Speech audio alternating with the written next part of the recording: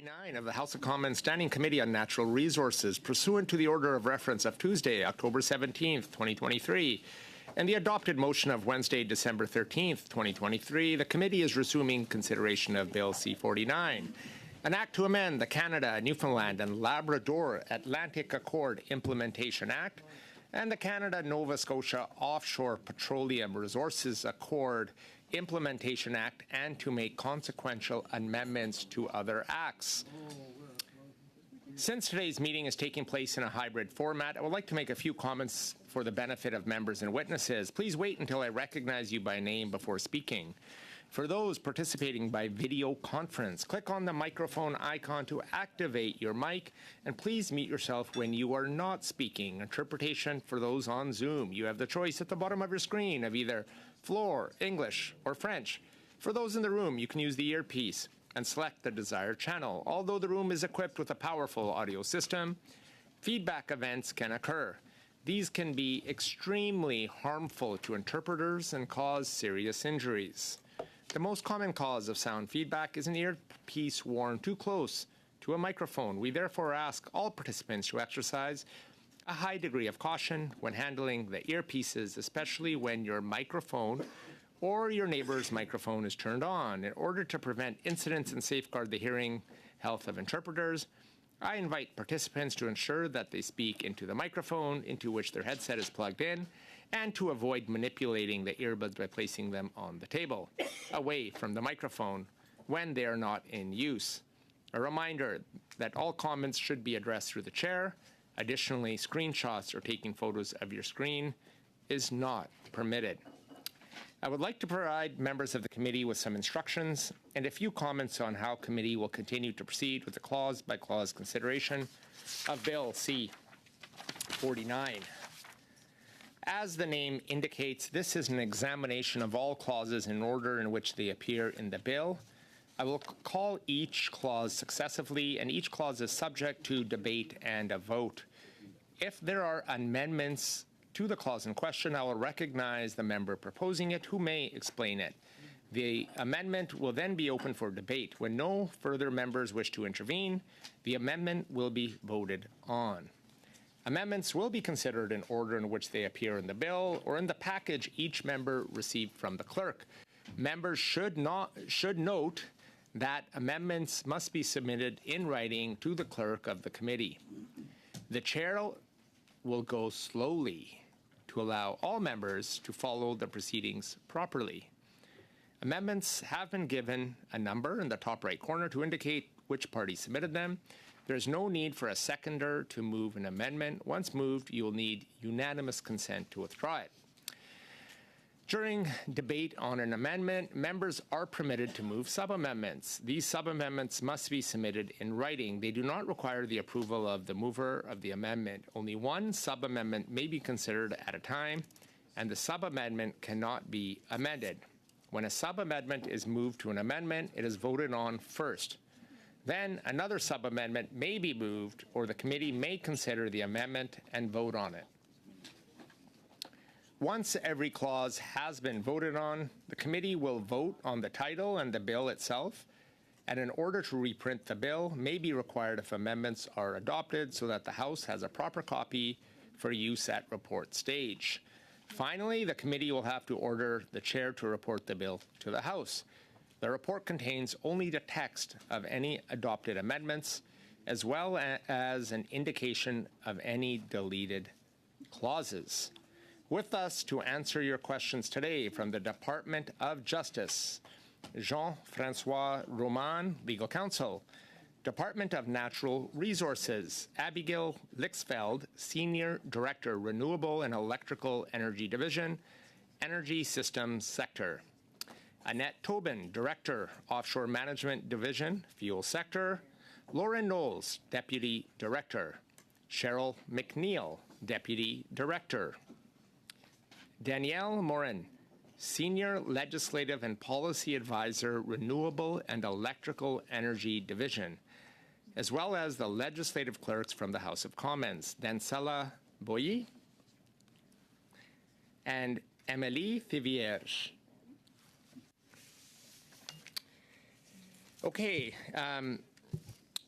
at the last meeting, the committee adopted Clause 62 as amended. So now we'll proceed. There are no new amendments submitted to clauses 63 Point of order. to 75. Yes, Mr. Patzer, before we proceed to the vote on that, I will proceed to you on a point of order. Yes, thank you very much, Mr. Chair. Two quick points. The first point is I am thankful and grateful that you did allow everybody time to be able to listen to the tributes to the former Prime Minister Brian Mulroney and also to his family. I do think it's very important for parliamentarians to be able to do that and be a part of it. However, I do just want to comment on a process that I think was flawed. I do think there should have been notice given to all members of Parliament, but also to the witnesses who are sitting here, some who have traveled great distances to be here, and quite frankly had to sit there for an hour doing nothing when they are all experts in their fields, and there was other things that they probably could have been doing with their time than sitting here staring at the wall. So I do think, Mr. Chair, that in the event that something similar or likewise happens in the future, since you have the prerogative to be able to let everybody know what the scheduling is going to be, you should inform members of this committee of the schedule. It would have been handy to know that we were going to start an hour late, and therefore we could have made the proper arrangements to be able to make sure this meeting was as effective and efficient as it possibly could have been, and would have done a lot more to prevent wasting the time of both witnesses and members of this committee. But I do think it was important for members to be able to attend and listen to the remarks of the leaders of their respective parties. But the way that it was handled, I just think that could have been better. Thank you. Thank you, Mr. Patzer, on your point of order.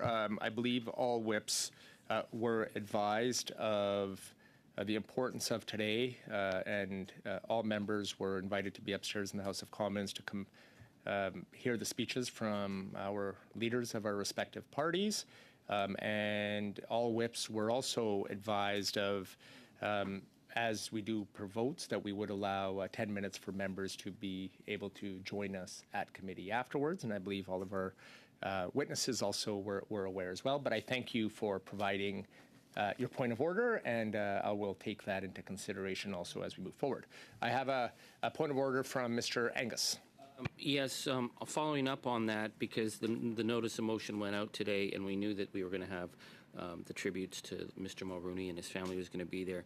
So it said from 3:30 to 5:30. So are we still ending at 5:30? Because the motion said that we had 2 hours. We knew we were going to lose probably that first hour, but we're supposed to end at 5:30. Is that because if we're changing that, it should be in the motion in advance, because we have to, as parliamentarians, balance a whole bunch of other competing things as well. Thank you, Mr. Angus. We have 2 full hours up till 6:30 to conduct today's meeting, and I know members may have other items on their agenda. I'm hoping to use the full 2 hours unless there's an objection from committee members with that. Sorry. What concerns me is that I don't want to look like I'm a slacker here. I really want this thing to pass, but I did make that. I saw that it come out today. We knew what the times were. It said 5:30, so I make other arrangements. I don't like being stuck in a situation where I'm the one who has to leave. But if we knew we were going to have it, I think it would have been better to say 5:30 or to 6:30, just so that we could have made those arrangements then. But I'm kind of stuck now. Thank you, Mr. Angus, on your point of order. I'll go to Ms. Stubbs on a point of order as well. Ms. Stubbs. Thanks, Chair. I just want to support what our colleague Charlie is saying. And I guess with all due respect about the start time and the allotment for this meeting, the notice did come out from the clerk while we were in question period that the meeting would happen between 3:30 and 5:30. While you might talk about agreements among whips and that sort of thing, we are still all members of this committee, and you're the chair of this committee, and the schedule of this committee is your prerogative. And that's, of course, why when you say baloney, like you invited the Premier Smith to appear here But there was a scheduling conflict that was all a farce because you, of course, control the schedule. So I think the point that MP Patzer is making is just to not waste the time of all of the members of Parliament, of all of their staff, and all of these departmental officials sitting here who came here at the time when the notice from the clerk went around that said our meeting would start at 3:30 and go until 5:30. I really do strongly encourage you to take MP Patzer's advice with the due consideration it deserves and not do this kind of thing again. And second of all, then, of course, for all the reasons outlined, we support MP Charlie Angus, and we won't consent to extending, and we'll be happy to go to 5:30, but that's it. Yes, and I'll go to you, Mr. Cervera, next, but I will once again remind that all WHIP's offices were aware that we would be starting late today, particularly at this committee. We did not know how long the speeches would be, but it is standard practice to, if committee is delayed, to extend the time to the committee with the allotted resources we have. And if there's an objection from members at the time of a regular scheduled time, we can bring it forward at that time. But I mean, we do have a full 2 hours, and that is allotted for us up until 6:30. I'll go to you, Mr. Cervera, on the point of order. Just very quickly, Mr. Chair, with the passing of the former Prime Minister, we knew today we were asked to remain in the House after question period to hear the speeches of all the leaders, the pertinent leaders, and so forth. So if we have any qualms about the committees afterward, because all committees started late this afternoon, which ones were scheduled at 3:30, to go back to our pertinent whips offices and individuals in those offices to speak to them. I'm not coming to your defense, Mr. Chair, all the time, but on this one here, I don't think it's right or even fair to say you were in charge of how that scheduling's worked out for us. And I think the quicker we get to work now, the better off we are. Thank you. Okay, thank you, Mr. Cervera. So I think we've exhausted all points of orders, and we'll proceed now. So there are no amendments submitted to clauses 63 to 75. Do we have unanimous consent to group them for the vote? Yes. Okay. Shall clauses 63 to 75 carry? Yes. Please call the vote. Mr. Aldag. Yes. Ms. Dillon. Ms. Jones. Yes. Madame Lapointe. Oui. Mr. O'Barra. Yes. Mr. Small. Or pardon me, Mr. Falk. No. Mr. Patzer. Nope. Mr. Small. No. Ms. Stubbs. No. Mr. Simao. No. Mr. Angus. Yes. Okay. 6 yeas, 5 nays. Okay. Clause 63 to 75 carries. We'll now proceed to clause 76. G13.1. Is there a member who would like to move Mr. Aldag? Just give me 1 second. Make sure I'm on the right one here. 40. Okay. Yeah. So this one, I'd like to provide my support in that it provides clarity to the original text that was there. The amendment makes it clear that the royalty owners are not party to a unit operating agreement and do not have to approve it. And also the unit operating agreement is an agreement between the working interest owners and would not involve the royalty owners. And so with that as context, I'll be voting in favor of this amendment. Thank you, Mr. Aldag. Do we have any other members who'd like to speak on this? No? Okay, shall G13.1 carry? Yes. Please call the call, please. Mr. Aldag. Yes. Ms. Dillon. Yes. Ms. Jones. Yes. Madame Lapointe. Oui. Mr. Sorbara. We. Mr. Falk. No. Mr. Patzer. Nope. Mr. Small. No. Ms. Stubbs. No. Mr. Simao. Oui. Mr. Angus. Yes. 7 yeas, 4 nays. G13.1 is carried. We'll now go to G14. Do we have a member to move it? Mr. Aldag, go ahead. Yeah, this one is just a very small amendment to correct a minor error in the bill as it was originally printed. So it's changing regulatory to regulator. And I will be voting in favor of this one. Thank you, Mr. Aldag. Anybody for further debate? No? Please call the roll, please. Mr. Aldag, Yes. Ms. Dillon, Yes. Ms. Jones, Yes. Madame Lapointe, We. Mr. Sorbara, Yes, please. Mr. Falk, Yes. Mr. Pratzer, Yes. Mr. Small, Yes. Ms. Stubbs, Yes. Mr. Simard, Oui. Mr. Angus. Yes. 11 yeas, no nays. G14 carries unanimously. We'll now go to clause 76. Shall clause 76 carry as amended? Please call the roll, please. Mr. Aldag, Yes.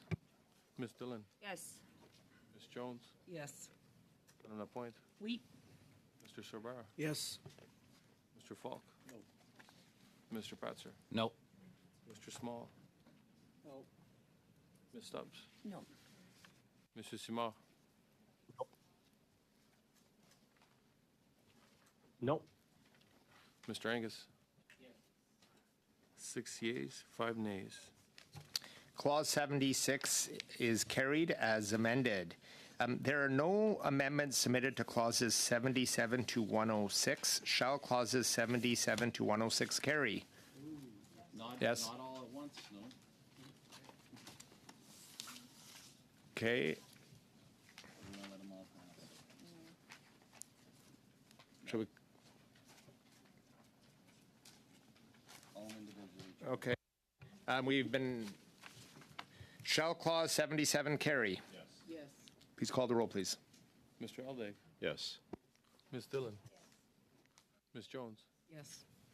Madame Lapointe, We. Mr. Sorbara, Yes. Mr. Falk, No. Mr. Pratzer, Nope. Mr. Small, Nope. Ms. Stubbs, No. That's fine. Mr. Simard, Nope. Mr. Angus. Yes. 6 yeas, 5 nays. Clause 77 carries. Shall clause 78 carry? Mr. Chair, quick question for you. Sorry? You have one. Yes, point of order. Unless I missed this in your introduction, if that's the case, please forgive me. I noticed that, at least on my list, I have block 18, which was clause 62 to deal with. I'm just wanting to make sure that I didn't just miss something here in my ordering that I had on my page. I know there was some jumping around that we did in the last meeting but I just want to make sure that we're not missing things because I do have block 18 and clause 62 as my. It should have been before G14. Well, I guess after G14 because we were dealing with all that one clause, but.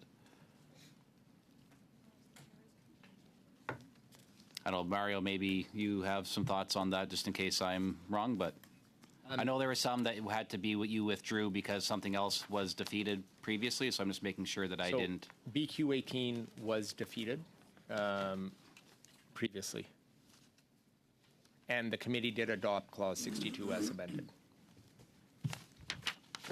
All right, Thank you for I that. must have just missed putting an X on That's that one okay. then, because, thank you. It's good to ask. Okay, we were at clause 78. Shall clause 78 carry? Please call the roll, please. Mr. Aldag, Yes. Ms. Dillon, Yes. Ms. Jones, Yes. Madame Lapointe, We. Mr. Sorbara, Yes, please. Mr. Falk, Yes. Mr. Pratzer, Yes. Mr. Small, Ms. Stubbs, Yes. Mr. Simard, Nope. Mr. Angus.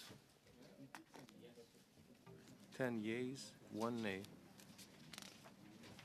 Clause 78 carries. Shall clause 79 carry? Please call the roll, please. Mr. Aldag, Yes. Ms. Dillon, Yes. Ms. Jones, Yes. Madame Lapointe, We. Mr. Sorbara, Yes. Mr. Falk? Mr. Pratzer? Yes. Mr. Small? Yes. Ms. Stubbs? Yes. Mr. Simard?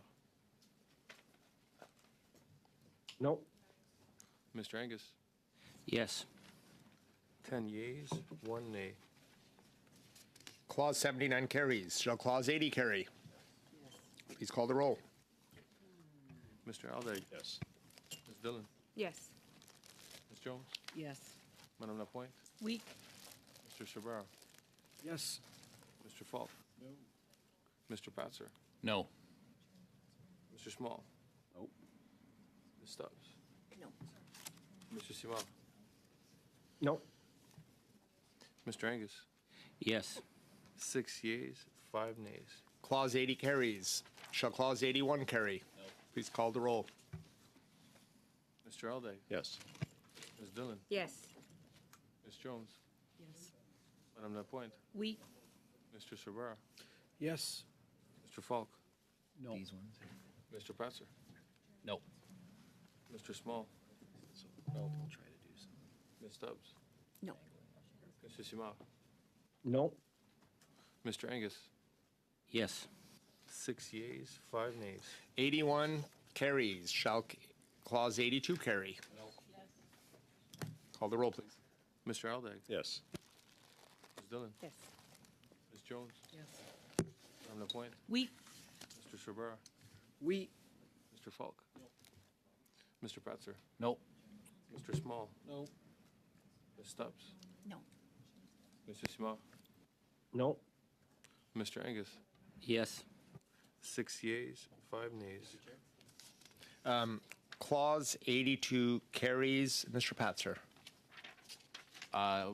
Be willing to group 83 to 86 together if the committee would agree to that. Okay. Yeah, I think we have consent. No objections. Point of order. Point of order. Yes, wanna Mr. Angus. I just want to say how pleased I am at how well we're getting along, and it's Monday. Who knows how well we'll get along by Wednesday, but Monday, I'll take it. 83 to 86. Thank you, Mr. Patzer, for that suggestion. Shall clauses 83 to 86 carry? Yes. Yes, please call the roll, please. Mr. Aldag? Yes. Ms. Dillon? Yes.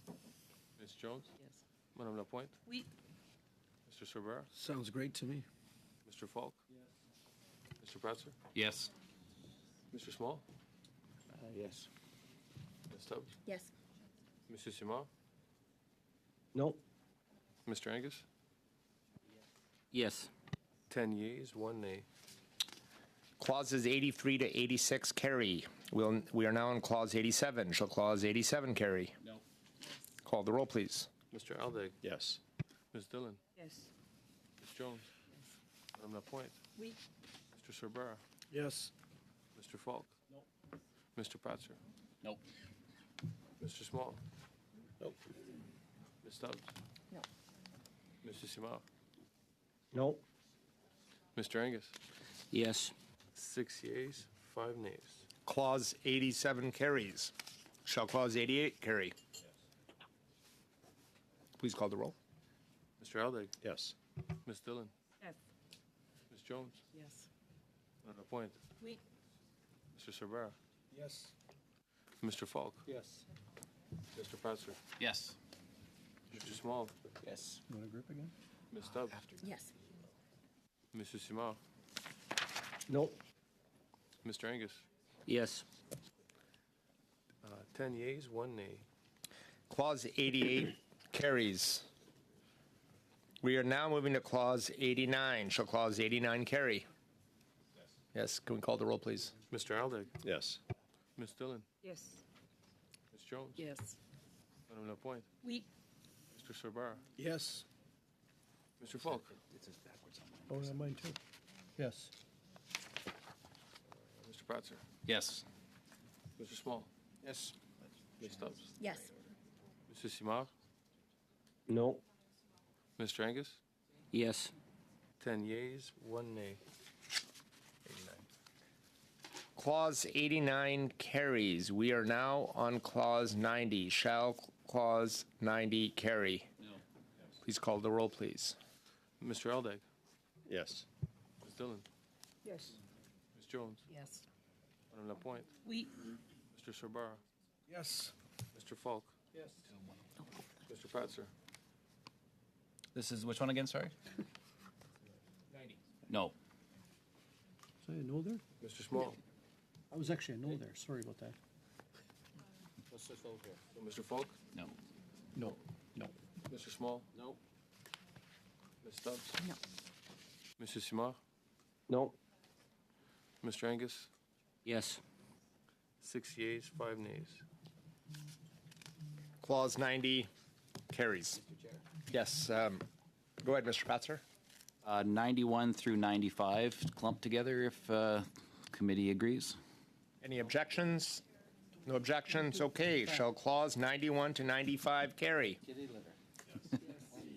Please call the roll. Mr. Aldag, Yes. Ms. Dillon, Ms. Jones, Yes. Madame Lapointe, Yes. Mr. Sorbara, Yes. Mr. Falk, Yes. Mr. Patzer, Yes. Mr. Small, Yes. Ms. Stubbs, Yes. Mr. Simard, No. Mr. Angus, Yes. 10 yeas, 1 nay. Clauses 91 to 95 carry. Clause 96. Shall clause 96 carry? Yes. Please call the roll. Mr. Aldag, Yes. Ms. Dillon, Yes. Ms. Jones, Yes. Madame Lapointe, Oui. Mr. Sorbara, Yes, please. Mr. Falk, No. Mr. Patzer, No. Ms. Stubbs, No. Mr. Small, No. Mr. Simard, No. Mr. Angus, Yes.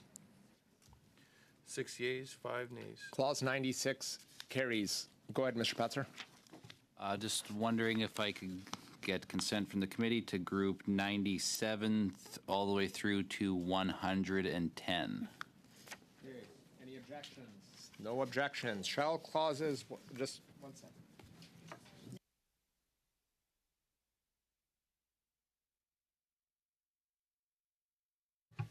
We will go from 97 to 106 because that's the first part of the bill, and then we'll continue on after that, Mr. Patzer. Oh, okay, fair enough. Yeah. So shall clauses 97 to 106 carry? Yes. Mr. Aldag, Yes. Ms. Dillon, Yes. Ms. Jones, Yes. Madame Lapointe, Oui. Mr. Sorbara, Yes. Mr. Falk, Yes. Mr. Patzer, Yes. Mr. Small, Yes. Ms. Stubbs, Yes. Mr. Simard, No. Mr. Angus, Yes. 10 yeas, 1 nay. Clauses 97 to 106 carry. Now we will be moving to Part 2 of Bill C-49. There are no amendments submitted to clauses 107 to 110. And do we have unanimous consent to group them for the vote? Yes, we do. Thank you. Shall clauses 107 to 110 carry? Please call the roll. Mr. Aldag, Yes. Ms. Dillon, Yes. Ms. Jones, Yes. Madame Lapointe, Oui. Mr. Sorbara, Yes. Mr. Falk, Yes. Mr. Patzer, Yes. Mr. Small, Yes. Ms. Stubbs, Yes. Mr. Simard, No. Mr. Angus, Yes. 10 yeas, 1 nay. Clauses 107 to 110 carry.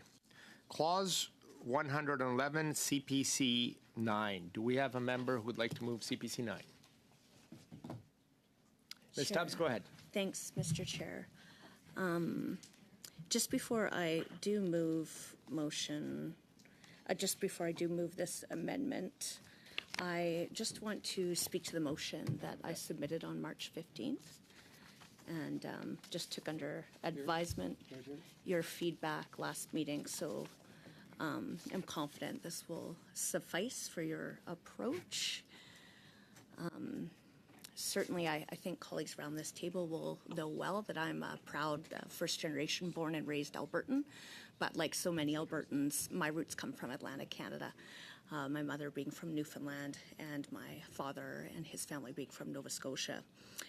And So to that end, given that this is the last sitting week before April 1st, because of the common sense leadership of our leader, Pierre Poilievre, Conservatives are doing everything we can to try to get the NDP Liberals to reverse course on their cruel carbon tax. This week, we are using every tool we can in Parliament to call on the Liberals to spike the hike and axe the tax for good. This motion, I think, is timely and should be a high priority of the Natural Resources Committee, given that 7 out of 10 premiers are calling for the NDP Liberal Costly Coalition to, at the very least, stop their plan to quadruple the carbon tax on all Canadians on April 1st. And of course, Conservatives would axe the tax for all for good.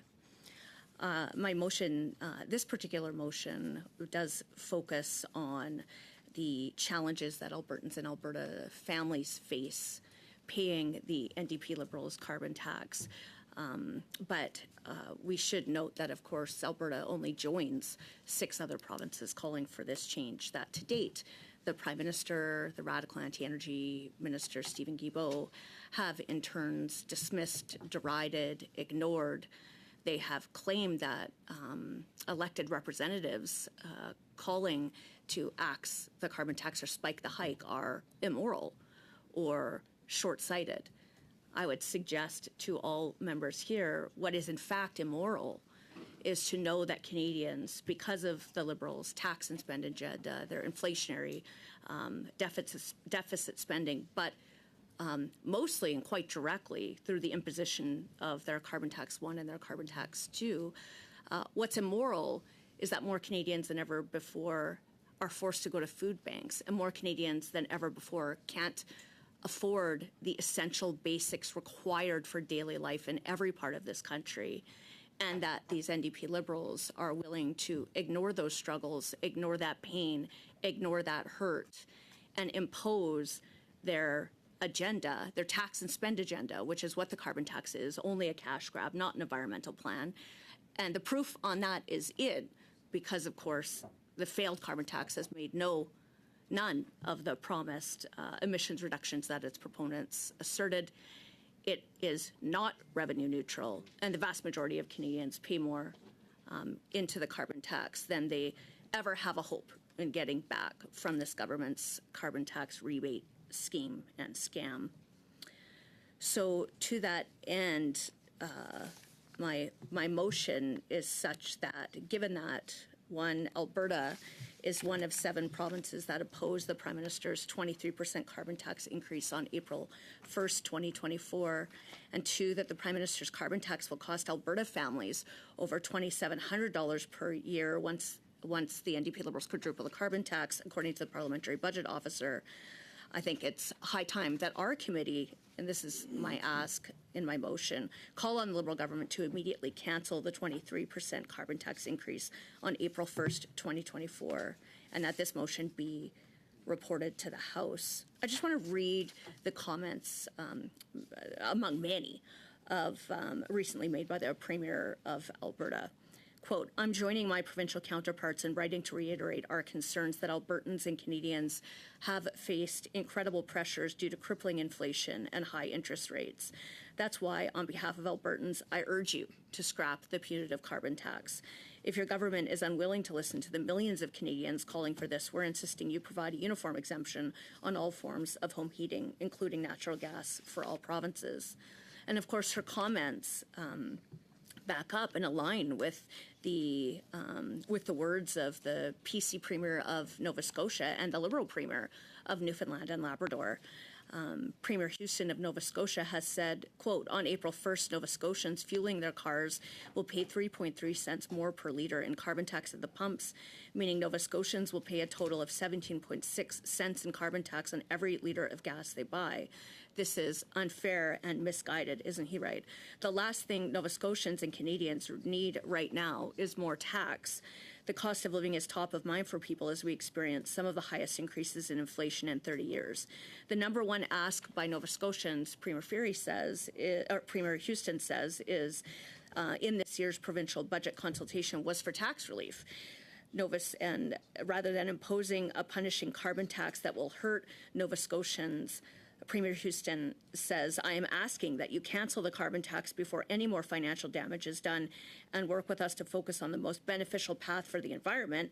That would mean a more self-reliant and cheaper path for Nova Scotia. And of course, that's those same concerns, that same advocacy for the escalating struggles that everyday Canadians face in every province and territory of this country is echoed by the Liberal Premier Fury of Newfoundland and Labrador. He said, quote, workers and families in Newfoundland and Labrador throughout the country and indeed around the globe continue to face the most significant cost of living crisis in a generation. For the past 2 years now, Canadians have endured persistent and punishing inflation, coupled with the most aggressive upward interest rate trajectory in the history of the Bank of Canada. The coming almost 23% increase in the federal carbon tax on April 1st is causing understandable worry as people consider how they will manage the mounting financial strain. I respectfully request that you consider pausing the implementation of the April 1st carbon tax increase. He says at least until inflation stabilizes, interest rates lower, and related economic pressures on the cost of living sufficiently cool. So that's just a selection of comments coming from the premiers who are advocating on behalf of the people that they represent, which are also all the same people that we represent.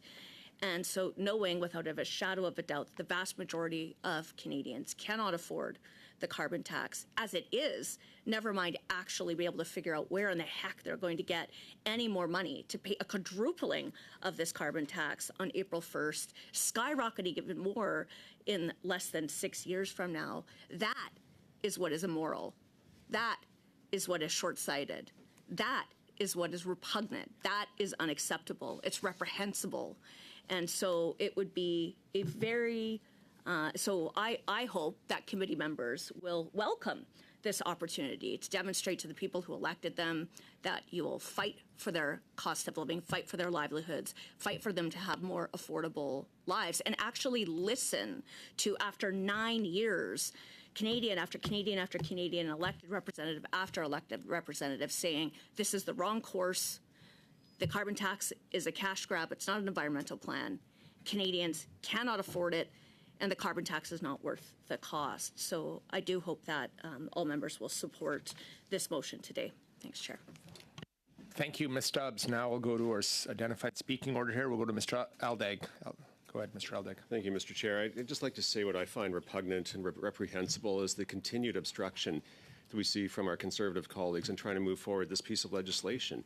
We've heard from Newfoundland, Labrador, and Nova Scotia that the provinces are waiting for us to get this work done. We had a discussion at the beginning of the meeting about taking time away from the work of this committee to pay tributes to the Prime Minister, former Prime Minister Mulroney, and yet we can go on these filibusters and going on about motions to disrupt the work of the committee. So I just find this is another attempt at obstructing the work that this committee needs to do, particularly on this piece of legislation, and therefore I move to adjourn debate on this motion. Mr. Clerk, to adjourn debate. If you could call the roll. Mr. Aldag, Yes. Ms. Dillon, Yes. Ms. Jones, Yes. Madame Lapointe, Oui. Mr. Sorbera, Yes. Mr. Falk, No. Mr. Patzer, No. Mr. Small, No. Ms. Stubbs, No. Mrs. Simard, Oui. Mr. Angus.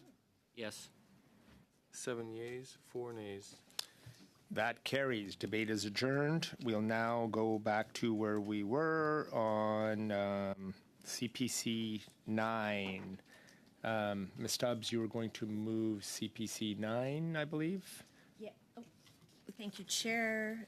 Yes, that Bill C-49 in Clause 111 be amended by replacing line 26 on page 85 with the following, or 45.7, section 67, subsection 72, section 98.2.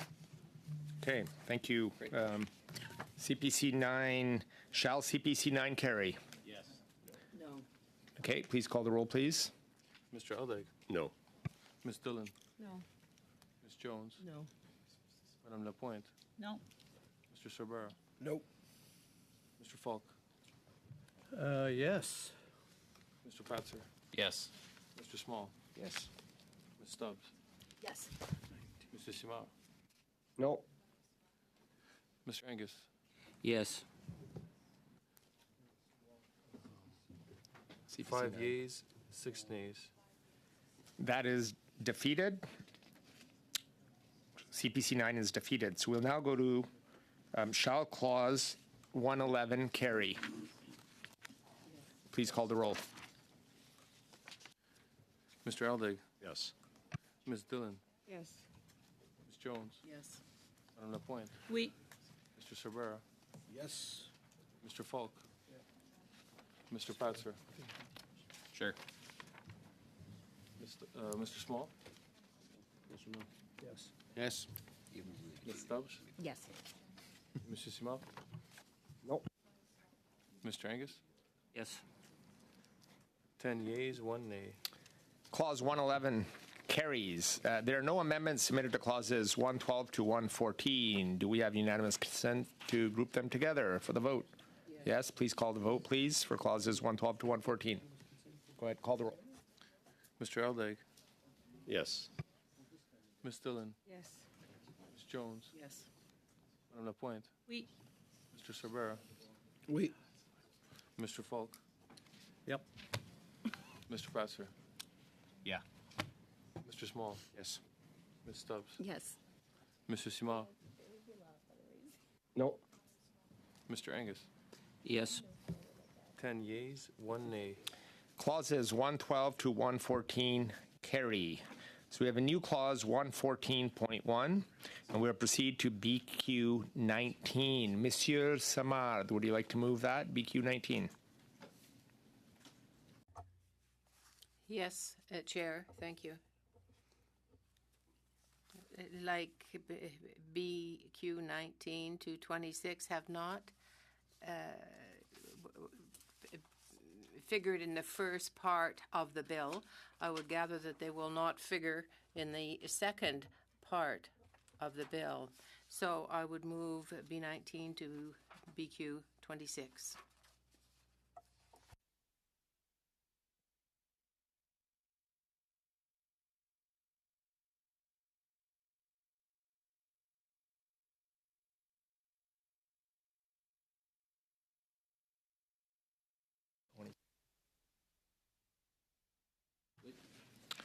Merci, Monsieur Smart. Thank you, Mr. Simard. We'll now proceed to, Mr. Chair.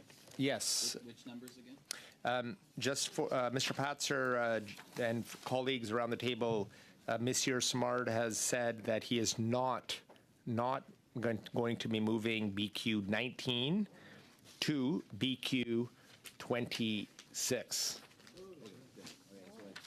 BQ 19 to 26. BQ 19 to BQ 26. Very good. Okay, we'll now go to clause 115. Shall clause 115 carry? Please call the roll. Mr. Aldig. Yes. Ms. Dillon. Yes. Ms. Jones. Yes. Madame Lapointe. Oui. Mr. Cervera. Yes, please. Mr. Falk. Yep. Mr. Patzer. Yep. Mr. Small. Yes. Ms. Stubbs. Yes. Mr. Simard. No. Mr. Angus. Yes. 10 yeas, 1 nay. Clause 115 carries. Shall clause 116 carry? Please call the roll. Mr. Aldig. Yes. Ms. Dillon. Yes. Ms. Jones. Yes. Madame Lapointe. Oui. Mr. Cervera. We. Mr. Falk. Yes. Mr. Patzer. Yes. Mr. Small. Yes. Mr. Bruce. Ms. Stubbs. Yes. Mr. Simard. No. Mr. Angus. Yes. 10 yeas, 1 nay. Okay, clause 116 carries. We'll now go to clause 117. Shall clause 117 carry? Able to propose any grouping of, now that there are no amendments to a number of these? We have, okay, Shall clause 117 to clause 122 carry? Yes, please call the roll. Mr. Aldag. Yes. Ms. Dillon. Ms. Jones. Yes. Madame Lapointe. Oui. Mr. Sabara. Yes, sir. Mr. Falk. Mr. Fatser. Yep. Mr. Small. Yes. Ms. Stubbs. Yes. Mr. Simard. No. Mr. Angus. Yes. 10 yeas, 1 nay. Clauses 117 to 122 carry. We'll now proceed to clause 123. Shall clause 123 carry? Why did we stop it there? CPC 10? Why Well, that's 123? Article 125. Oh, where are you at? Well, you stopped us at 123, but We can group 123 and 124. Do we have consent to do that? Yes? Okay. Shall clauses 123 and 124 carry? Please call the roll. Mr. Aldag. Yes. Ms. Dillon. Yes. Ms. Jones. Yes. Madame Lapointe. Oui. Mr. Sabara. We. Mr. Falk. Yes. Mr. Patzer. yes. Mr. Small. Yes. Ms. Stubbs. Yes. Mr. Simard. No. Mr. Angus. Yes. 10 yeas, 1 nay. Clauses 123 and 124 carry. We'll now proceed to clause 125, CPC 10. Do we have a mover for CPC 10? Ms. Stubbs, go ahead. Or you want to move it, Mr. Falk? Ms. Stubbs?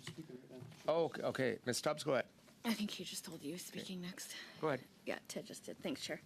I will be happy to move this motion in a second. And right before that, I want to move the other motion that I gave Mr. Chair? notice of on March 15th. And I know, Chair, that you saw that at least Mr. Falk already wants to speak immediately after me. Related to my last intervention, I want to give the NDP, Liberal, and Bloc members on this committee another opportunity to vote in favor of their constituents being able to afford the basics that are necessary to live in this big, cold northern country, and the ability to be able to afford groceries and to be able to provide for their families and for their own daily lives. So I would like to move my second motion, of which I gave notice on March 15, that given that one in 5 Canadian households are living in energy poverty. 2, energy poverty means that households cannot afford to pay for energy costs that meet their daily needs and maintain healthy and safe indoor temperatures. 3, the Liberal government's 23% carbon tax increase on April 1st, 2024 is going to make household energy use even more expensive, making it even harder for those already living in energy poverty. In order to help the 1 in 5 Canadians living in energy poverty, the committee report to the House its recommendation to immediately cancel the Liberal government's 23% carbon tax increase on April 1st, 2024. I hope the members of the other parties will find some sense of compassion and also of common sense to listen to what Canadians are saying. Now, the willingness to ignore the vast majority of Canadians also being represented through their provincially elected representatives, like the 7 out of 10 premiers calling to spike the hike, it is mind-boggling, but also perhaps instructive when the Prime Minister many years ago said that he admired the basic dictatorship in Beijing, because refusing to listen to the people crying out, more Canadians going to food banks than ever before, people with skyrocketing power bills and unreliable sources of power now because of this government's anti-energy, anti-private sector, anti-resource development agenda. The Canadians who can't afford to fill up their gas tanks but also don't have any other options for how to get around. Canadians who live in remote and rural and northern regions where the basics are already more expensive, made even worse by the carbon tax and a government hell-bent on quadrupling it on April 1st. Canadians who are the working poor, the most vulnerable among us all, the people who can least afford it, 9 years in to this costly coalition's refusal to back away on the carbon tax, despite all the evidence and all the harm that it is causing. It is mind-boggling to think that those Canadians who Conservatives have warned for 9 years would be hurt the most, the working poor, vulnerable people. And the facts show today that that's exactly right, that the carbon tax hurts those people the most. Because when you hike the cost of energy, then you hike the cost of everything. You hike the cost of everything required to live in this country, including, at the top of the list, groceries. So that the costs at grocery stores are skyrocketing, and more Canadians have to visit food banks than ever before. And food banks are sounding the alarm this early into 2024, saying that they anticipate across the country 1 million more Canadians being forced to have to go there to feed themselves, feed their families, and help out their loved ones. This is not acceptable in 2024 in Canada, but it is particularly immoral and short-sighted and unacceptable because the NDP Liberal Costly Coalition has all the power in their hands to solve this problem. They have caused the issue in the first place by inflationary spending, by hiking taxes on nearly everything, and by plowing ahead in this carbon tax despite the warnings that Conservatives have given for 9 years, all of which have turned out to be true, and despite the majority opposition of premiers representing 7 out of 10 provinces across the country. The concept that this Prime Minister and the NDP Liberal Costly Coalition would ignore all of those Canadians, ignore the hurt and the harm and the pain that they have caused, ignore the stress and the anxiety and the unprecedented worry that Canadians of all ages in all areas of this country experience because they can't afford the basics anymore. I mean, that is truly immoral, isn't it? It's truly short-sighted, and it's actually anti-democratic. So once again, I hope that that members around this committee will demonstrate right now that we all know and we all remember what we're here for, which is to represent the people who elected us. And the vast majority of Canadians who elected us say they can't afford the carbon tax. And it is more blindingly obvious than ever that the carbon tax is not worth the cost. And giving this immediate relief to Canadians is in the hands of the NDP Liberal Costly Coalition. The NDP Liberal Costly Coalition, after 9 years of being in government in Canada, isn't some innocent bystander while all of this has happened and while the results are what they are today, which is more Canadians struggling in more communities across the country than ever before. Young people losing hope that they can afford to buy homes or to pursue their dreams. You know, parents, grandparents telling their kids they probably shouldn't try to make a go of life in rural Canada because they can't afford to do it anymore. More Canadians than ever before moving into multi-generational homes just to try to get by, to make ends meet. Meanwhile, in turn, these NDP Liberals who've been in power for 9 years and the NDP who prop them up now, act like they've just been kind of hanging out while all of this has occurred in front of them. A, that's not true, but B, you have the power. You have the power right now to stop this madness, to stop this insanity, to stop this cold-hearted, cruel April Fool's joke. At least, at the very minimum, spike the hike for April 1st and obviously axe the tax for all for good. Thank you, Ms. Stubbs. We'll now go to our speaking order. I'll go to you, Mr. Falk, next. Thank you, Mr. Chair, and I want to thank my colleague, Ms. Stubbs, for giving this committee the opportunity today that she's providing. We have a very unique opportunity today, and that's to send the House of Commons a message from this committee as a natural resource committee that they need to end the increases to the carbon tax, and better yet would be to axe the tax completely. So we have that opportunity here today as a committee. Liberals, the NDP, refuse to even debate it. They always move to adjourn debate as soon as they get the floor, and I think that's reprehensible, to not even willingly debate this issue that's costing every single Canadian thousands of dollars every year. So I want to talk a little bit about what is it exactly that this motion does. It asks the House to stop the proposed increase to the carbon tax on April the 1st of an additional 23% hike to the existing carbon tax. We know that the carbon tax has already crippled many households. A 23% increase to that tax is going to push them over the edge. I want to, and I don't think people fully understand the carbon tax when they hear the word carbon tax. Oh, it's just like the GST, or it's like the HST or the PST. No, the carbon tax is very, very different. The HST, the PSTs, the GSTs, that's all an end user tax. The carbon tax is a compounding tax. It's taxed on everything from the point of origin until it hits the consumer. And it's tax on tax on tax. So we know that the producer, in the case of food, and this applies to whole goods as well, but in the case of food, the producer pays the carbon tax. The transport company pays the carbon tax to get it to the processing facility. The processing facility pays carbon tax on the energy they use to process the product. And then the transport company again pays carbon tax on top of that to get it to a distribution center. The distribution center, whether it's a cooling or heating facility, pays carbon tax on what it does. And then again, a transport company picks up the product and takes it to the retailer, who again pays the carbon tax. And then the retailer gets it and he pays the carbon tax on his energy costs.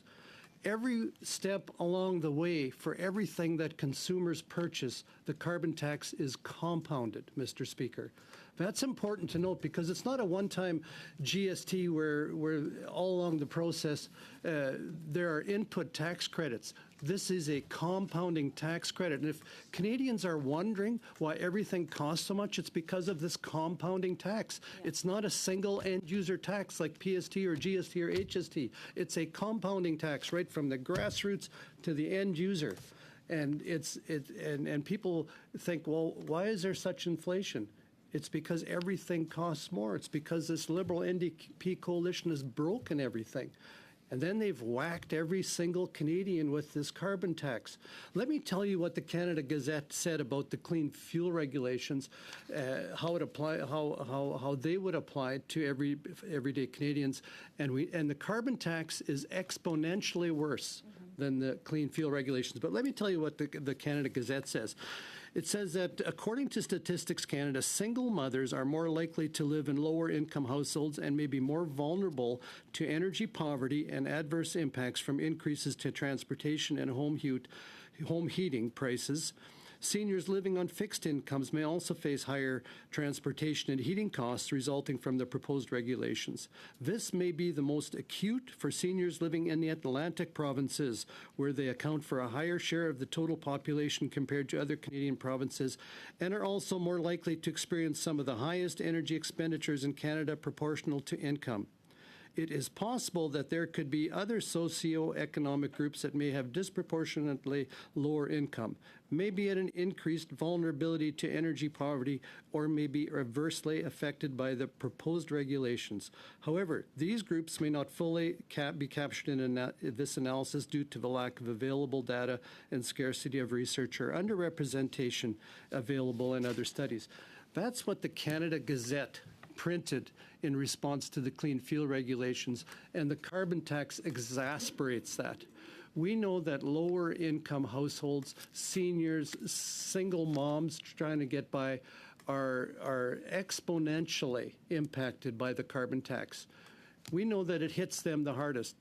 They are disproportionately affected to a carbon tax increase than middle and upper class Canadian or higher income Canadians. We know that. You don't have to be a rocket scientist to figure that out. The carbon tax disproportionately affects lower income families. And, it's interesting because on my ride here from the airport yesterday to city center here in Ottawa, my taxi driver said that in the last 2 weeks, he's taken 2 families back to the airport that are moving away from Canada, that came here as immigrants in the last 10 years, but have decided to go back to their respective countries where they came from, one being Africa and one the Middle East, because they couldn't afford to live here. Mr. Speaker, Canada used to be the country of promise. This used to be a place where people had hope, where people could afford to live. And that's no longer the case. And now this Liberal NDP coalition wants to whack Canadians, whack low-income people the hardest with another 23% increase to this carbon tax. Colleagues, today we have an opportunity to send the House of Commons a clear message that as a natural resource committee, we're asking the government to stop the proposed increase to the carbon tax, to spike the hike, and to axe the tax. And I'm asking colleagues that you support my colleague Ms. Stubbs in her motion. We have a very unique opportunity. Let's exercise it. Thank you, Mr. Falk. We'll now go to Mr. Aldag. Great, thank you. Well, Mr. Falk said himself that, he used the term reprehensible, and so let's talk reprehensible. I want to indicate once again that the Conservatives' only climate plan is to let the planet burn. BC is already breaking temperature records in March. Communities are already working to impose restrictions on water and the use of water because of low snowpacks. Climate change is real, it's upon us, and the Conservatives have absolutely no plan. That's is being identified and called out by the BC's Premier that had indicated that Poilievre's campaign office and baloney factory request about cancelling the tax and spiking the hike. I can't even keep up with the bumper sticker slogans that they're coming up with for these false solutions to absolutely existential problems facing our planet. And so with that as my comments, I now move to adjourn debate. Thank you, Mr. Aldag. We have a motion to adjourn debate. Can you please call the roll? Mr. Aldag. Mr. Aldag. Yes, I vote to adjourn, to adjourn debate. Ms. Dillon. Yes. Ms. Jones. Yes. Madame Lapointe. Oui. Mr. Sorbara. Yes. Mr. Falk. Absolutely not. Let's have a debate. Mr. Patzer. Nope. Mr. Small. No. Ms. Stubbs. No. Mr. Simard. Oui. Mr. Angus. Yes. 7 yeas, 4 nays. Debate is adjourned. We'll now proceed back to where we were, CPC 10, and I believe, Ms. Stubbs, you were moving CPC 10? Sure, if we'd like to do that. I just thought that it was 5:30, Chair, but of course, that is your prerogative and your call, as always. So I will move this amendment that Bill C-49 in Clause 125 be amended by adding, after line 25 on page 89, the following, quote, any evaluation of offshore renewable energy projects should be done similarly to evaluations of offshore petroleum projects. Thank you, Ms. Stubbs. Ms. Jones, go ahead. Yeah, thank you, Mr. Chair. I'm not supporting this particular amendment because the members know that the bill has already leveraged the expertise of offshore regulators. They've had sound regulatory practices to establish known and reliable processes. And, you know, the regulator has the same mandate to evaluate all aspects of safety and environmental protection of proposed projects for offshore renewable energy, as it does for petroleum projects, even recognizing that the technologies used will be different. So I think it's similar to CPC 5, which was previously defeated, and to ensure consistency between Newfoundland and Labrador versions of the bill, I opposed the motion, and I suggest that we vote against it.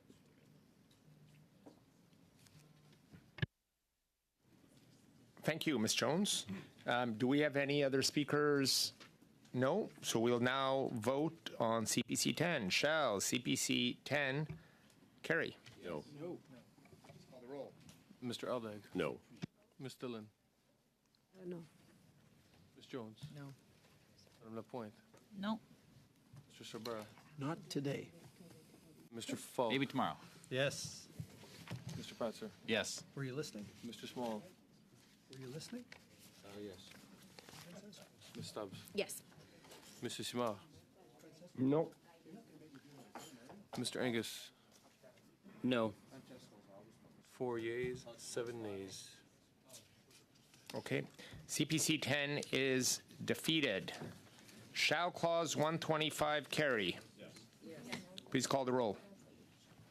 Mr. Aldag. Yes. Mr. Bruson. Yes. Ms. Jones. Yes. Madam Lapointe. We.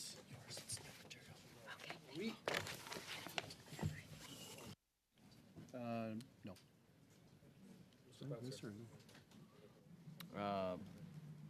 No. Mr. Slow. Original. Yeah or no? It's too late. Whatever you want to do. No. Ms. Stubbs. No.